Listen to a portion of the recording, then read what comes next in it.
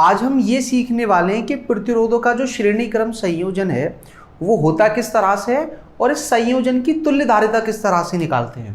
मान लीजिए हमारे पास तीन प्रतिरोध है R1, R2 और R3 और हर प्रतिरोध के दो सिरे आपको दिख रहे होंगे कि R1 के भी दो सिरे हैं, R2 के भी दो सिरे हैं और R3 के भी दो सिरे हैं। अब हमें करना क्या है, हर प्रतिरोध के दूसरे सिरे को अगले प्रतिरोध के प्रथम सिरे से जोड़ते जाना है।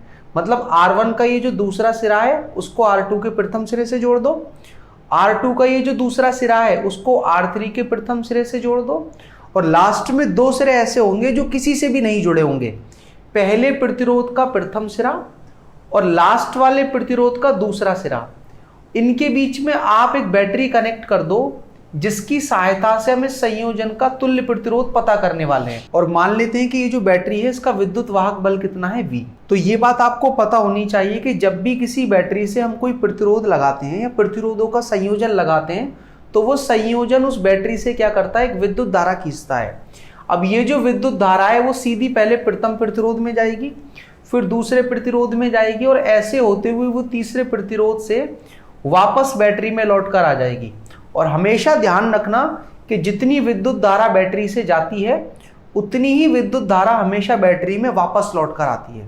और अगर ऐसा नहीं हो रहा है तो आप समझ जाएं कि आपने विद्युत धारा को सर्किट के अंदर या परिपथ के अंदर सही से डिस्ट्रीब्यूट नहीं किया है। अब हमें इस संयोजन का तुल्य प्रतिरोध पता करना है और तुल्य प्रतिरोध का मतलब ये होता है कि मैं इन तीनों ही प्रतिरोधों को हटा करके एक प्रतिरोध लगाना चाहता हूं और उस प्रतिरोध को मान लेता हूं मैं R इक्विवेलेंट। और ये अकेला प्रतिरोध इन तीनों का तुल्य प्रतिरोध तब कहलाएगा जब अगर मैं उसी बैटरी से उसको कनेक्ट करूं जिससे ये संयोजन कनेक्ट था, तो ये अकेला प्रतिरोध उसी बैटरी से उतनी ही विद्युत धारा खींच ले जितने ये तीनों मिलकर के खींच रहे थे। और ये R इक्विवेलेंट ही मुझे पता करना है R1, R2 और R3 के टर्म्स में। आपको ये बात पता होनी चाहिए कि किसी भी प्रतिरोध या किसी भी युक्ति के अंदर विद्युत धारा तभी प्रवाहित हो सकती है जब उसके सिरों पर एक विभवांतर हो।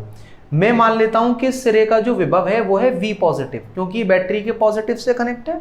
और जहां ये R1 और R2 दोनों कनेक्टेड है, इसका विभव मान लेता हूं Vx, इसका मान लेता हूं Vy, और जहां ये बैटरी का निगेटिव कनेक्टेड है उसका विभव मान लेता हूं मैं V माइनस। अब आप देखना पहला वाला जो प्रतिरोध है उसके सिरों पर विभवांतर कितना है, V पॉजिटिव माइनस Vx। मैं इसको ज्यादा इस वजह से कह रहा हूं क्योंकि विद्युत धारा हमेशा उच्च विभव से निम्न विभव की तरफ प्रवाहित होती है।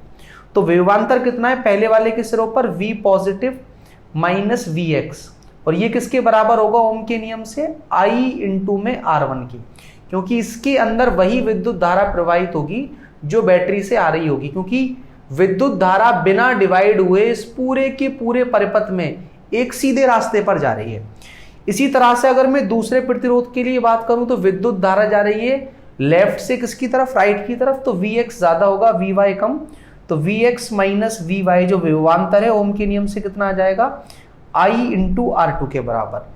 इसी तरह से आप तीसरे के लिए भी लिख सकते हो कि Vy माइनस V निगेटिव किसके बराबर आ जाएगा, I R3 के। और अगर आप ओम का नियम इस प्रतिरोध के लिए लगाओगे तो विभवांतर कितना है, V positive minus V negative, और वो किसके बराबर होगा, I इंटू में R इक्विवेलेंट के। क्योंकि ये जो हमारा प्रतिरोध है ये तुल्य प्रतिरोध कहलाता ही तब है जब ये अकेला उतनी विद्युत धारा खींच ले जितना ये संयोजन मिलकर के खींच रहा था। तो हमारे पास ये चार समीकरण है और अगर आप इस प्रथम, द्वितीय और तीसरे समीकरण को जोड़ोगे तो आप क्या देखोगे, बाईं तरफ से Vx से Vx कट जाएगा, Vy से Vy कट जाएगा। तो तीनों इक्वेशंस को जोड़ने के बाद क्या बनेगा, बाईं तरफ V positive minus V negative, और वो किसके बराबर होगा, I R1 plus R2 plus R3। तो V positive minus V negative क्या है, ये बैटरी का विद्युत वाहक बल या बैटरी का विभवांतर ही तो है। तो वो चाहे आप इस संयोजन से निकालो चाहे यहां से निकालो, आना तो वो समान ही चाहिए। तो ये जो I R इक्विवेलेंट है या फिर I R1 plus R2 plus R3, ये तीनों एक दूसरे के समतुल्य होंगे। तो आप ऐसा भी लिख सकते हो कि I R इक्विवेलेंट किसके बराबर है, I R1 plus R2 plus R3। आप देखोगे I से I कट जाएगा तो R इक्विवेलेंट किसके बराबर आ जाएगा, तीनों ही प्रतिरोधों के सिंपल योग के बराबर। तो यहां से हमारा रिजल्ट ये निकल कर आ रहा है कि अगर तीन प्रतिरोध R1, R2 और R3 श्रेणी क्रम में जुड़े हुए हैं तो इनका जो तुल्य प्रतिरोध है वो किसके बराबर होगा? तीनों ही प्रतिरोधों के बीजगणितीय योग के बराबर। तुल्य प्रतिरोध से आपको ये समझ में आ जाना चाहिए कि अगर आप तीनों के योग के बराबर प्रतिरोध वाला एक प्रतिरोध लगा दोगे उसी बैटरी से, तो वो अकेला प्रतिरोध उतनी ही विद्युत धारा लेगा बैटरी से जितना ये तीनों के तीनों मिलकर के ले रहे थे। उसके अलावा ऐसा बिल्कुल भी नहीं है कि ये वाला जो सूत्र है वो केवल तीन ही प्रतिरोधों के लिए वैलिड है। अगर तीन से ज्यादा प्रतिरोध हैं तो R इक्विवेलेंट क्या होगा? सभी के बीजगणितीय योग के बराबर। अगर तीन है तो तीन, चार है तो चार, ऐसे करते करते अगर n प्रतिरोध भी है तो आपको करना क्या है? सभी प्रतिरोधों को सिंपली जोड़ देना है जैसे हम नंबर्स को जोड़ते हैं। और कभी कभी ऐसा भी हो जाता है कि जिन प्रतिरोधों को हम जोड़ रहे हैं वो सभी समान हैं, तो आप क्या करोगे? R प्लस R कहां तक करना पड़ेगा मुझे? n टाइम्स या कहें n बार। तो आप क्या देखोगे? तुल्य प्रतिरोध आ जाएगा n इंटू में R के। n क्या है? ये प्रतिरोधों की संख्या है जिनको श्रेणी क्रम में जोड़ा गया है, और R है एक प्रतिरोध का मान।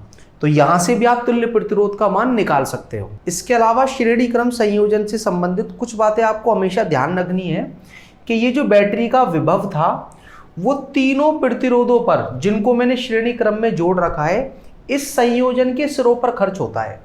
तो मैं देख सकता हूं कि पहले प्रतिरोध के प्रथम सिरे और लास्ट वाला जो प्रतिरोध है उसके अंतिम सिरे के बीच का विभवांतर कितना है? V, क्योंकि ये बैटरी के पॉजिटिव से कनेक्टेड है, ये बैटरी के नेगेटिव से कनेक्टेड है।